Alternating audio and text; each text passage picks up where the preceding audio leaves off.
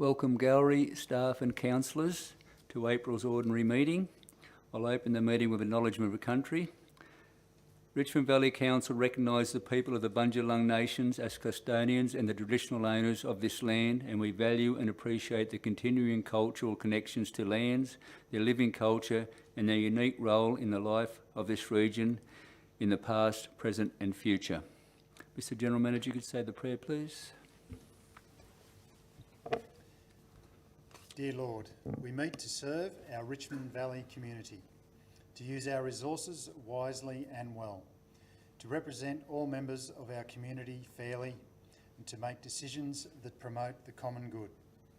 We recognise our responsibility to the past and the future, and the rights and needs of both individuals and community. As trusted servants, we seek blessings on our deliberations and on our efforts here today. May we act wisely and well. Amen. Amen. Item 3 on the agenda is public access, and tonight we have 2 requests for public access. The first being Tanya Hundley. Tanya will be speaking on item 20.1, Northern Rivers Reconstruction Commission. Welcome, Tanya.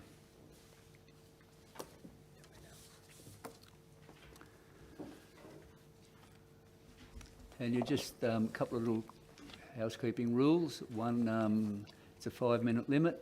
On 4 minutes you'll hear a bell, and then you have a minute after that if you need that time.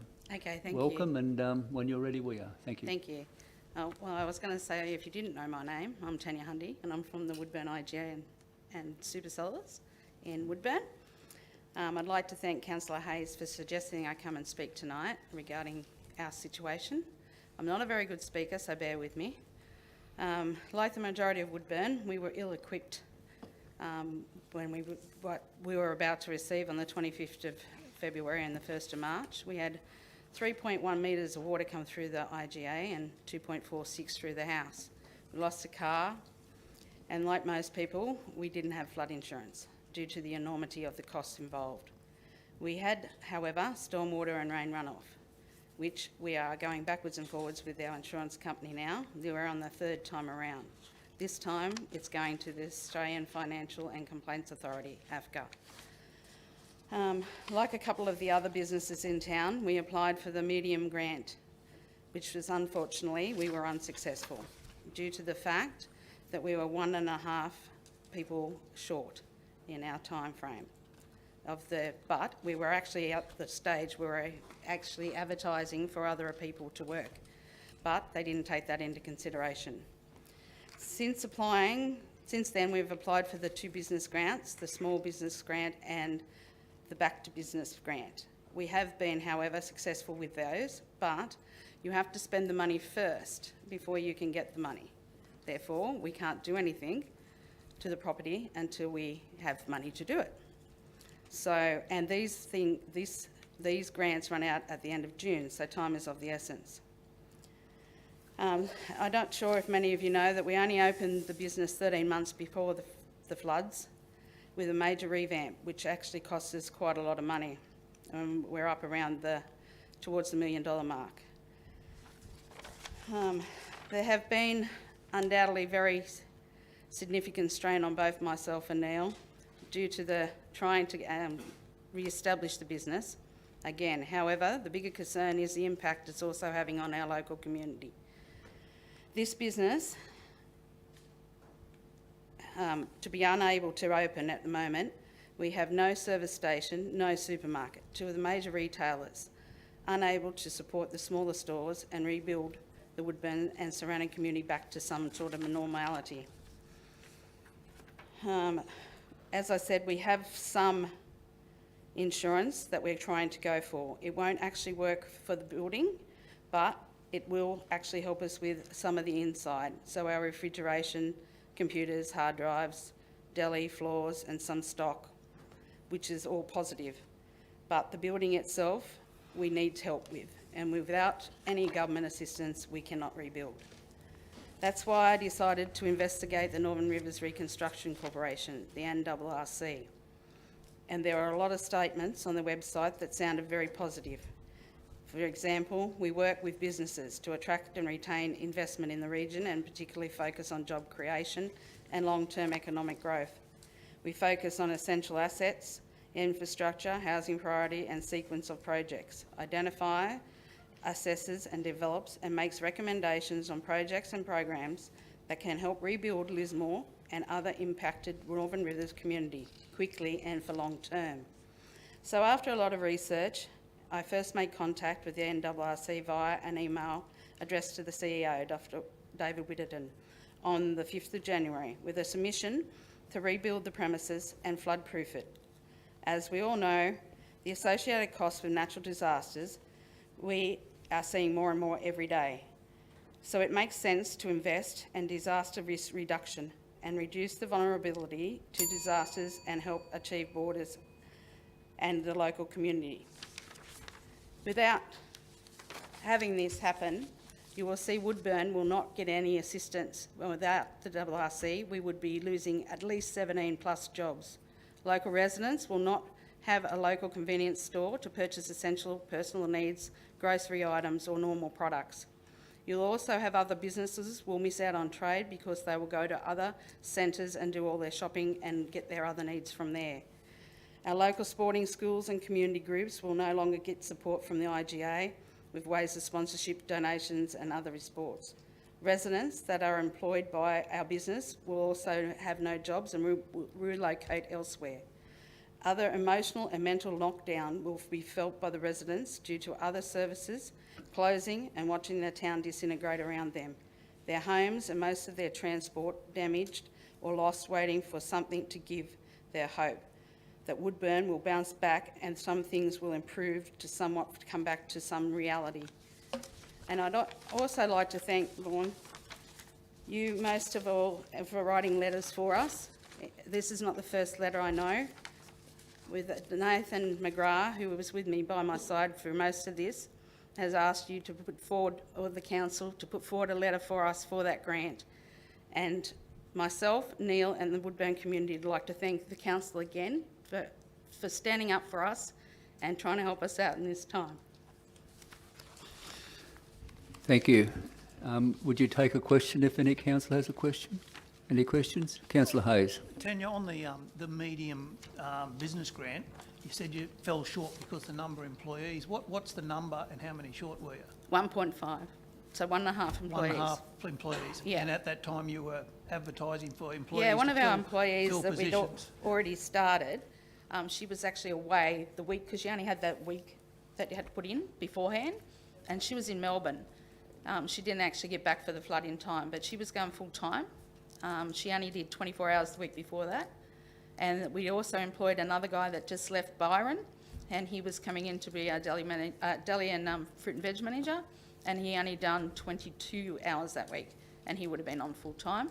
We also had another girl that was going to start with us, and she wanted 30 hours.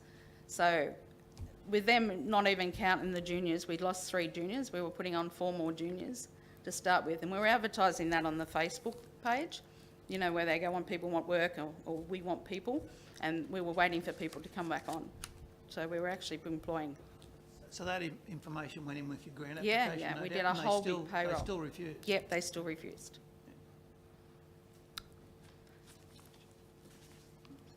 Mr. General Manager.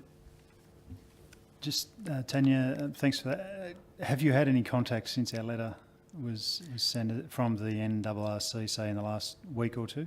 Well, it's quite funny that you should mention it. I did get because I sent another submission in once they knocked the first one back. I sent another one in back on the anniversary of the flood, with the petition. We had a petition going, as I said, there's 200 signatures on there now, and I sent that through and asked them to reconsider. And then I got a phone call from Service New South Wales stating that that wasn't going to happen. And then on the 23rd of March, I received an email saying that there's now going to somewhat look into it. So, and I actually had a phone call too today from Richie Williamson, the national guy, and he's going to go forward and have a look and have a yarn to David Witherton. Yeah.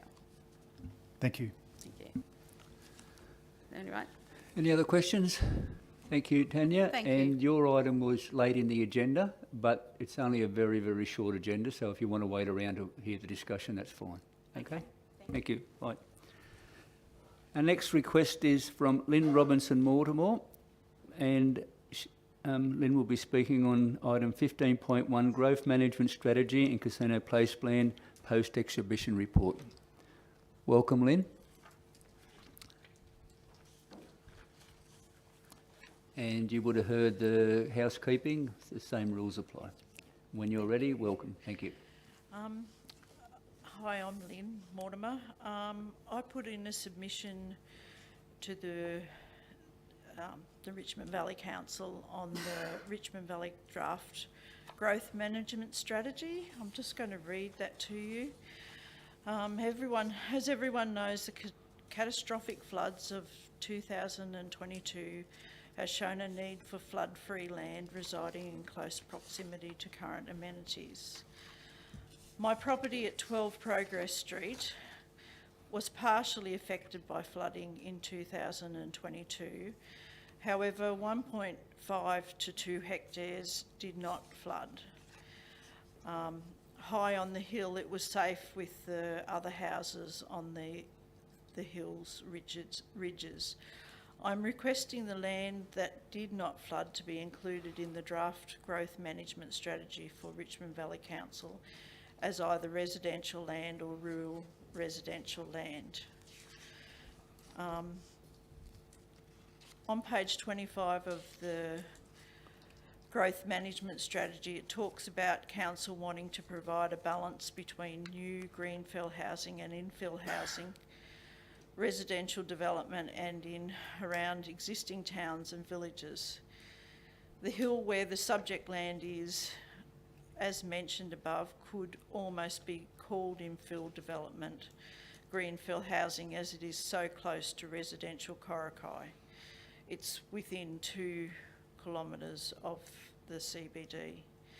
This would maximise the utility of existing infrastructure and services, providing dwellings in proximity to existing employment and services centres and revitalising urban areas.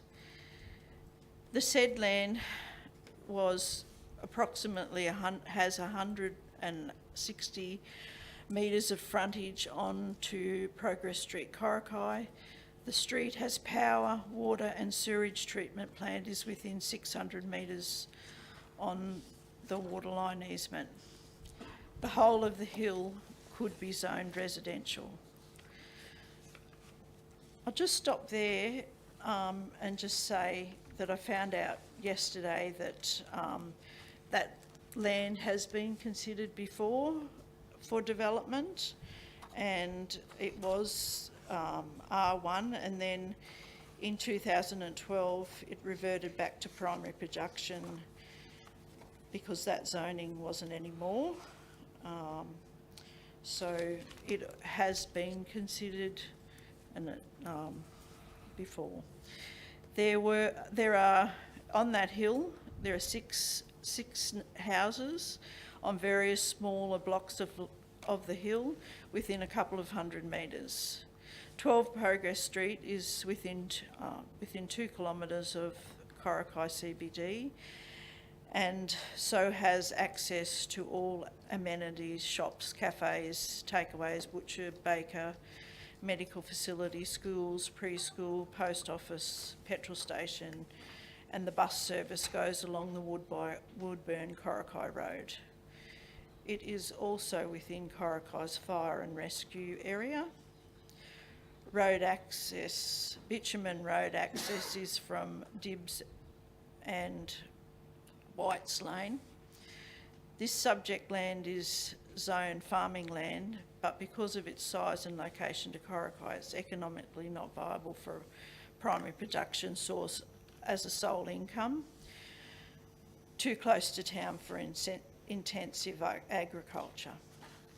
At the time of writing this submission, I noted only a single advertised house for sale in the part of Coraki that was unflooded, demonstrating a need for residential housing in this area, and my land was not submerged in the catastrophic floods of 28th of February 2022. So, with these things in mind and considering the facts as presented above, it would seem prudent to consider my land and the rest of the hill for inclusion in the draft growth management strategy for the Richmond Valley for residential purposes. I did talk to Tony McAteer yesterday, and he said it hasn't been included, but it's going to be considered in the place plan for Korakai, the Korakai Place Plan, which will be happening later in the year and into next year. So I've just come along tonight to say that I hope that you'll support that. Thank you. Thank you. Would you take a question if there is one, Lynn? Sorry, yes, if there is. Any one. questions? Oh, you've done too good a job. Thank you. Thank you. And your item is one of the first ones on the agenda, Lynn, so it won't take long to get to that. Item 4, apologies. We have one apology from Councillor McGillan. Can I get a mover, please? Councillor Morrissey, seconder. Councillor Cornish. Put that all those in favour. Unanimous. Mayoral minute is nil. Confirmation of the minutes, 6.1 on page 6 of the minutes of the ordinary meeting held on the 21st of March. Could I get a mover, please? Yeah, I'll move. Councillor Hayes, seconder. Second. Councillor Humphreys. Any councillor have any issue with the minutes? No, I'll put that motion then. Carried. Matters arising out of those minutes? Nil. Declarations of interest. Has any councillor had any declaration? Mr General Manager, have you received any? I've just got the one, which is for me as General Manager in the matter of 22.2, which is the General Manager's annual performance review, which is a pecuniary interest, and I'll leave the meeting at that point in time. Thank you. Item 9, petitions, nil. Notice of motions, nil. Go over to page 8. Mayoral attendance report, 11.1. I'll move that. Can I get a seconder, please? Second, Mr Mayor. Councillor Morrissey.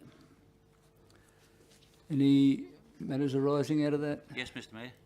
Councillor Morrissey. 17th of March, Casino Indoor Sports Stadium upgrade opening. Just wondering what sort of how it is, the stadium, after the improvements, replacement and that sort of, Sorry? the replacement of the floor and that sort of. Yeah, it's back and up and running and operating, and I notice on Facebook there's been a lot of activities happening there, which is great. The floor is different. It's now an all-weather type of floor, not as springy as the old wooden floor. But yeah, the children were having a great time on it, but it's different to play on and bounce a ball on. But and I would say it'd be different for netball and volleyball and those types of things. Yep. Thank you. And But still operational. Thank you. And on the 22nd of March, Korakai Pod Village Welcome Event. What did that entail? Oh, that was an event that was held by, Baptist Care, just to, now they're settling in a lot of their residents, and it was just a welcome to those, and we had some council staff there. Director Jones and some other councillors were there, and yeah, the CEO of Baptist Care actually flew up from Sydney, or Canberra, Sydney, I think. Yeah, so it was just a small welcome and a bit of a barbecue, and yeah, a few speeches, and yeah, some of the residents were at that. Yeah. Thank you, Mr Mayor. Any other? I'll put that motion in. All those in favour? Carried. Item 12, delegates' reports, nil. Matters determined without debate. Has any Councillor Callingman. Being a plan issue, I'll call 15-1. Under legislation that needs to happen. Any other items? So, in matters without debate to be determined, I have 17.1 and 17.2. Can I get a mover, please? Who's next? Councillor Morrissey. Councillor Second. Humphries. Put that motion. All those in favour? Carried. 15.1, I'll move that recommendation. Seconder, Second. Councillor Humphries. Councillors, we've had this item come to council on many occasions and in the past, and the strategies and the plans. So it's good to see them finally coming here for adoption. I noticed there was 33 submissions, which caused some changes to these strategies and plans. So I'm very pleased that the community have responded. That's what we like to see. Mr. General Manager, could you make a comment or response to Ms. Liz Robson's Watermore's address, just about the future for Corokai, please? Yes, certainly. So, as was outlined, Tony McAteer gave us some advice, which is in line with what Lynn had outlined, is that the land will be considered as part of the Corokai Place Plan, which we're looking to do place plans for our mid-Richmond communities later in the year.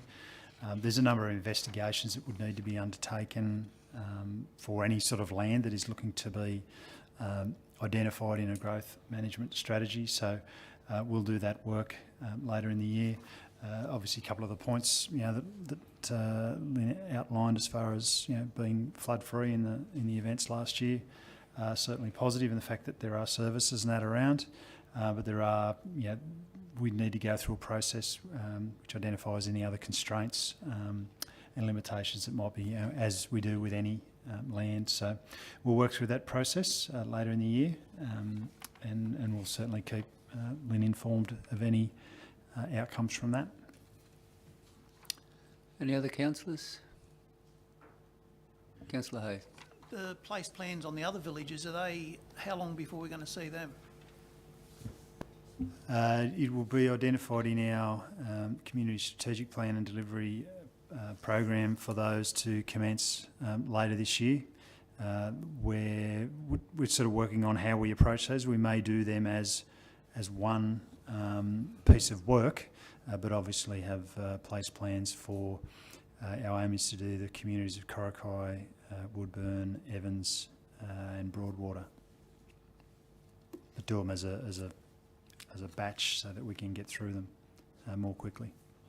And identification of land for rezoning for potential future housing. Is there also scope there to, like they touched on in this report, it says there was some interest in Evans Head, a D-zone in the Iron Gate site.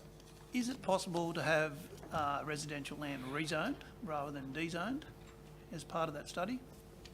Is that going to be looked at? I might let Director Jones comment on that one. Through you, Mr Mayor.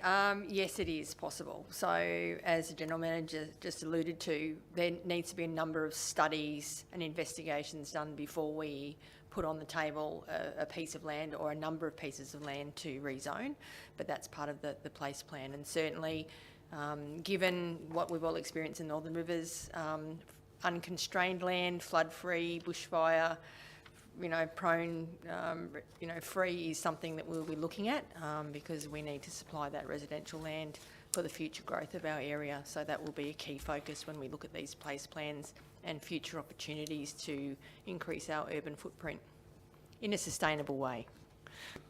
So an example of that would be if there's a lot of land zone residential and you can't get over the line, could it be rezoned to rural residential or large lot rural? Through you, Mr Mayor, again, yes, that is potential. Again, we've got to look at things like the constraints, land use conflicts. You know, we have biodiversity, we have issues with infrastructure, getting infrastructure to residential areas, water, sewer, roads. So sometimes if it doesn't add up to put all that infrastructure in from a purely more sort of dense residential use, the opportunities there may be for a rural residential use where those blocks become somewhat self-sufficient with the supply of their own potable water through rainwater tanks and their on-site sewage management. So there are those opportunities too. So you first sort of look at your opportunities for a more dense urban development, and then if that's not achievable through a number of reasons, that larger format rural res may have an opportunity for development. So we look at every avenue. Thanks, Councillor Mr Mayor. Humphries. I will just take the opportunity to compliment the ladies, Lynn and Tanya, on their presentations to Council. They both gave us, the councillors and staff, enough detail of their concerns for us to, you know, really know more about the matter, and I'm sure that both of them are worthy of going forward, and I'm glad that the General Manager spoke about that particular issue, and then also Tanya's with the IGA. So thanks to both women, and they were very good presentations. The two documents that have been on exhibition, just reading it, I know that they were meticulously and thoroughly designed and completed over the 2-year period. So I think it's a bit of a reward that there was a good amount of submissions, written submissions, and people going face to face for the information sessions, and then the agencies involved. The two were the growth management strategy and the casino place plan, as we know, is the first of the urban place plans to be designed. It's just such, we're heading into 20 years of growth for the Richmond Valley. It's so important. Population to grow to 27,600 by 2040.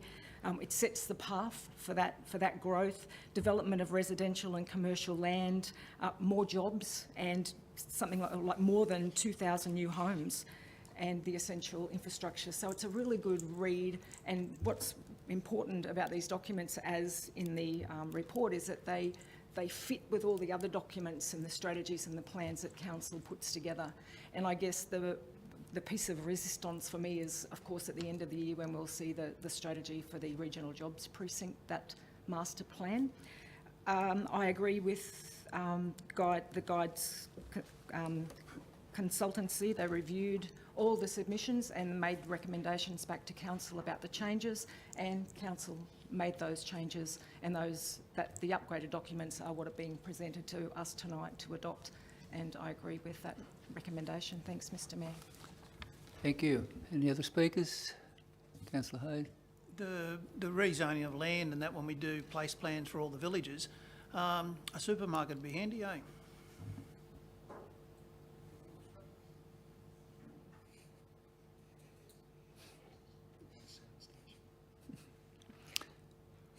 Any other speakers? Mr General Manager, on page 10, budget implications, and it says both the strategy and the plan, additional studies. This additional work will be addressed in future budget allocations. Will that be 23-24 budget coming up? Yep. Yeah, some of them will be included in our budget for 23-24, which you'll get briefed on at the next information session, and will come to you for a resolution to then go out and consult with the community on our budget for the next financial year, but we'll also be presenting our draft community strategic plan and delivery program. So next month's council meeting will be quite a full agenda, but setting up our planning for the next couple of years, but also the next year being the budget. So that will identify what work we feel needs to be prioritised around these place plans. But then obviously these documents do have a range of action items and directions that we need to get on with. So we will be chipping away at those. I think probably just back to Councillor Hayes' point, we will start those place plans later this year, but they do take a bit of time. As these have taken about a 2-year period, I'm not saying that they'll take 2 years, because I think we need to put keep some urgency on it, given what our mid-Richmond communities have been through. But going through planning and having to do technical studies and other things does take a bit of time. Any other speakers? These are very exciting documents for the Richmond Valley's future as a whole, and it's great to be sitting here planning things that are going to happen over the next 20 years. Some of it will, I doubt many of us will be here at that time on council. Some of us may not even be here at all. But it's good to know that this work started for the future, and future generations will benefit from it. It's got to start somewhere, so that's great. Mr. General Manager, this has taken a lot of staff's time and effort, these documents, and I'm very proud of what our staff have achieved, and I'd like you to pass on our council's congratulations and thank yous to all the staff members that have been involved in this, please. Thank you, and it's probably also appropriate to acknowledge some of the support and contribution that we've had from the New South Wales Government and the planning departments and others, and as well as Guide, the consultants who took us through this process. So, but yeah, I'll certainly pass that on to our team. Thank you. That closes the debate. I'll put the motion. All those in favour? Carried. Item 17's been 16. Projects Business Development, there's no reports there. Item 17's been resolved. We'll now go to page 21, General Business. There's no items on page 21.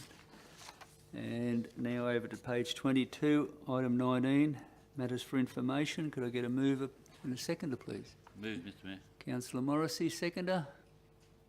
Second. Councillor Cornish. Has any councillor got any items they'd like to raise? Yes, Mr Mayor. Councillor Morrissey. Through you, Mr Mayor. Just in relation to page 23, in relation to an expression of interest for a new canteen licence, was released on the 16th of March and concludes on the 27th of April. I'm just wondering if there's been much interest shown in that. Happy for Acting Director Willis to answer that one. There hasn't been a great deal of interest in that so far, but we are working on that and hoping to get a bit of interest over the next week or two. Thank you. Thank you, Acting Director. Any other items? Councillor Hayes. 20.1, I'd just like to ask the General Manager, the letter that he's written to David Witherton, are you expecting a reply soon, do you think, or is there any opportunity to follow up rather than wait for him to reply? I think that's item 20. Yeah, Okay. oh, sorry, it is too, Yep. sorry. Any other on item 19? I have a question on page, just a comment actually on page 24, on the numbers. I realise because the prices are down, the return's not there, but it's, I think last year we were number 2 yards in the state, and this time already we're 7,000 head up on last year. So the highest, I think, in the last, what are they? The average is the left 10 years, we're the highest we've been at this time of the year. So if everything keeps going, we might be number 1 sale yards at the end of the financial year. The other item is on page 29.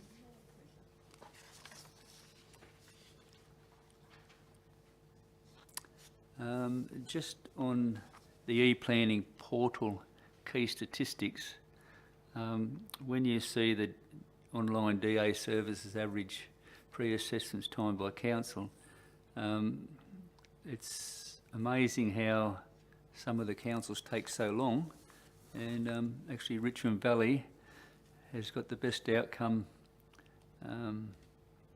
with Clarence Valley in 7 councils. But I'd like to, if we can, just have someone explain a little bit how that e-planning lodgement works and how an applicant can receive a dedicated one-on-one, if I can get that from someone, please, Mr. General Manager. I think it's worth knowing that, promoting that is available. Director Jones. Director Jones. Through you, Mr Mayor. When the state government notified council that we were going to be going into the e-planning world, we geared up pretty well straight away to look at our opportunities to try and make this new process that was thrust upon us as easy and as painless as possible. So an applicant now has to lodge their applications through a portal, so they have to, that's development applications, construction certificates, etc., rather than having them traditionally handed over the counter and vetted by a customer experience officer and then going out the back to the assessing officers, and there's a whole pile of process around that. The applicant now has to lodge them and scan them and put them into the computer, into the portal, and they come to council in the portal, and our role is to do an assessment of those applications that come in, and then we can choose to accept or reject them.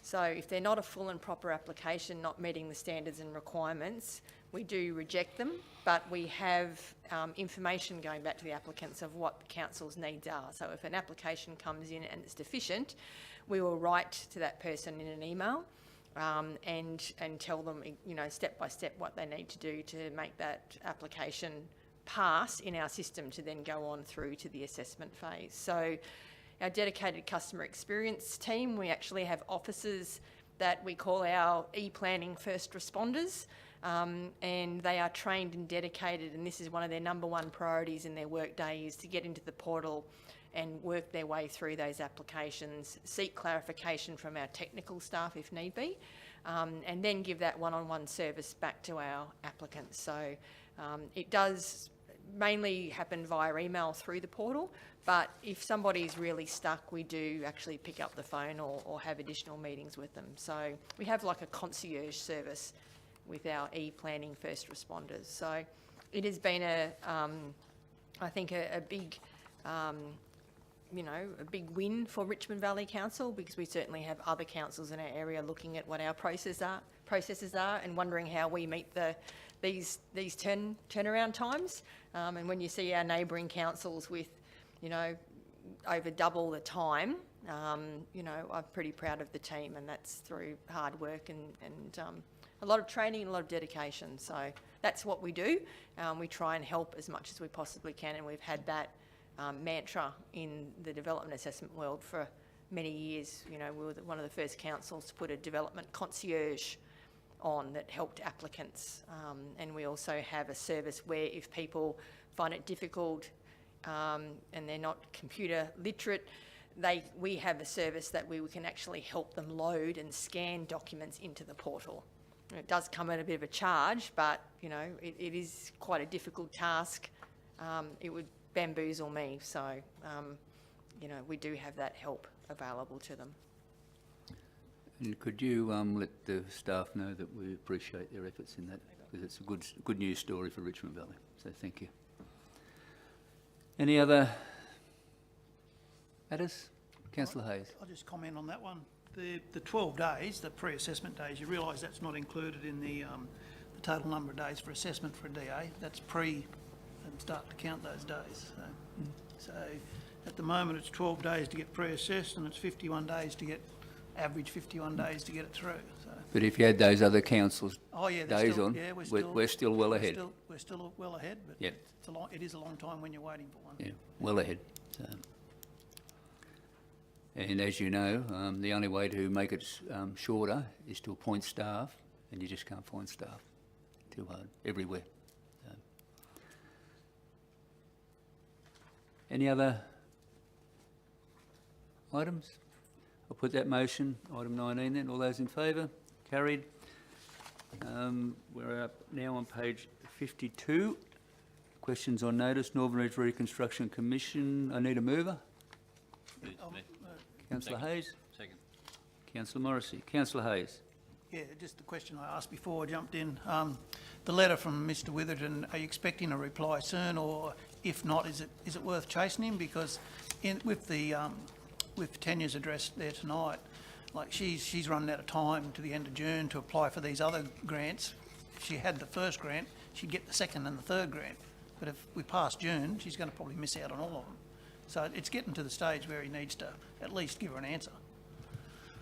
Yeah, it was sort of my motivation in asking Tanya that question as to whether she'd actually had contact, and obviously since this letter was issued on the 3rd of April, that hasn't occurred. Oh, we got certainly got due acknowledgement that it had been received. We also got acknowledgement from Dominic Lane, who the letter was copied to, and he advised that he had forwarded it to the relevant section of the New South Wales Reconstruction Authority. They formerly were Resilience New South Wales, who were certainly involved in the funding programs through last year. So they've definitely got the letter, but I'm asked that question, so I will follow up tomorrow with David and with the team at the Reconstruction Authority, because obviously the clock is ticking and people want decisions, so we can do that, and we'll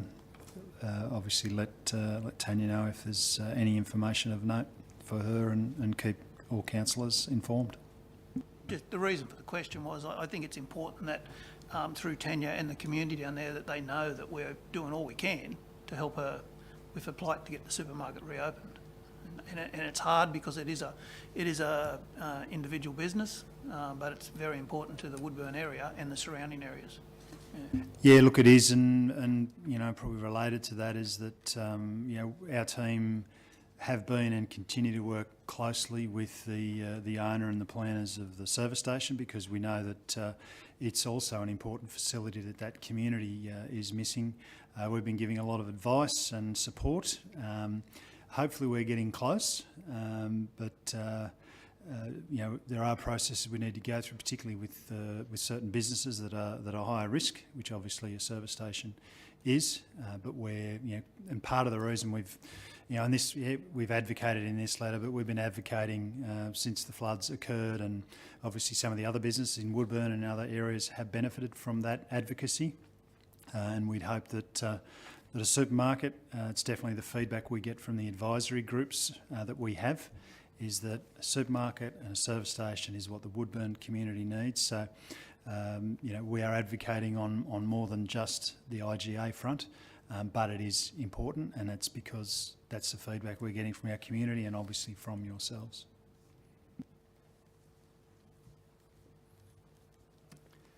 Any other speakers? Very early this morning I received an email from member for Lismore, Janelle Saffin, notifying me that there's a newly appointed interim Northern Rivers Recovery Coordinator for New South Reconstruction Authority. His name's Mr. Dean Betts, and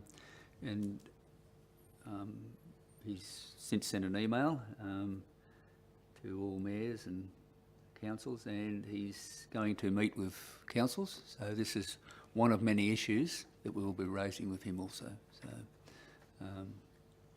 we all know how important those businesses are for a small community like Woodburn, and we'll be pushing the hardest we can to get a result for Woodburn and the surrounding area. Mr. Mayor, what was the last name? Sorry. Dean Betts. B-E-T-T-S.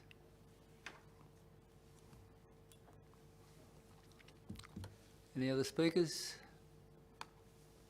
I'll put that motion in. All those in favour? Carried. Item 21, page 55. Questions for the next meeting in writing. Do we have any questions? No. Page 56, matters referred to closed council. I need a motion to go into closed council. Moves me. Councillor Morrissey. Yeah, second. Thank you, gallery, for your attendance. Seconder. Councillor Hayes. Thank you.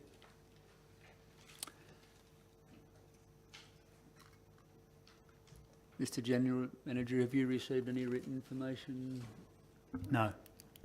not to go into closed council, and the gallery house vacated, so I'll move that motion, and all those in favour? Carried.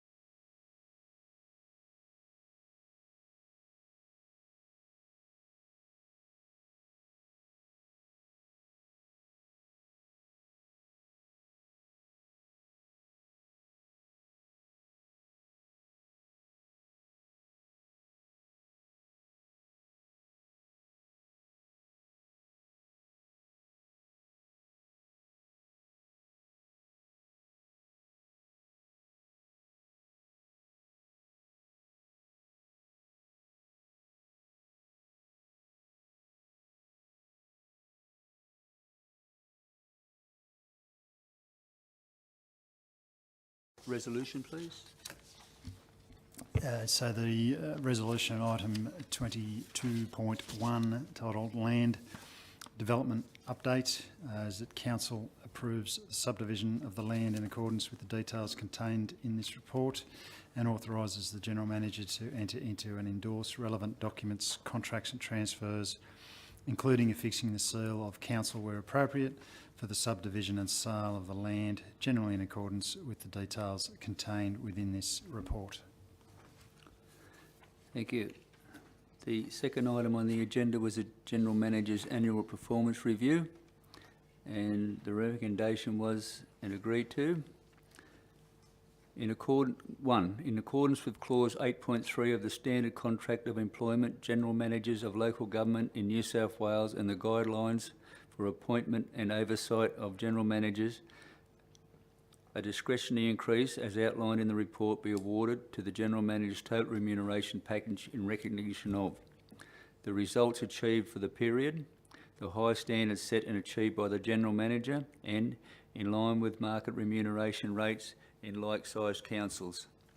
2. The annual statutory and other officers' remuneration tribunal sought, determined and discretionary increase are to take effect from the General Manager's anniversary date, being the 16th of February 2023. 3. The Mayor, General Manager and Facilitator are to develop a draft performance agreement for the coming year for review and agreement by all councillors. 4. A new 5-year term employment contract be offered to the General Manager commencing the 3rd of July 2023, replacing his existing employment contract and maintaining his current conditions and benefits. Thank you. Any other? No items? Nothing? I'll just let councillors know in the community who's viewing in on Anzac Day, the honour rolls that were destroyed in the fires at Rappville, the new honour rolls will be dedicated and hung on the new hall. So it's about 11:30 or something like that, 11:45. But I just wanted to get that out there, let councillors know. So councillors, that closes the meeting. Thank you everyone for your attendance and have a safe trip home. Thank you.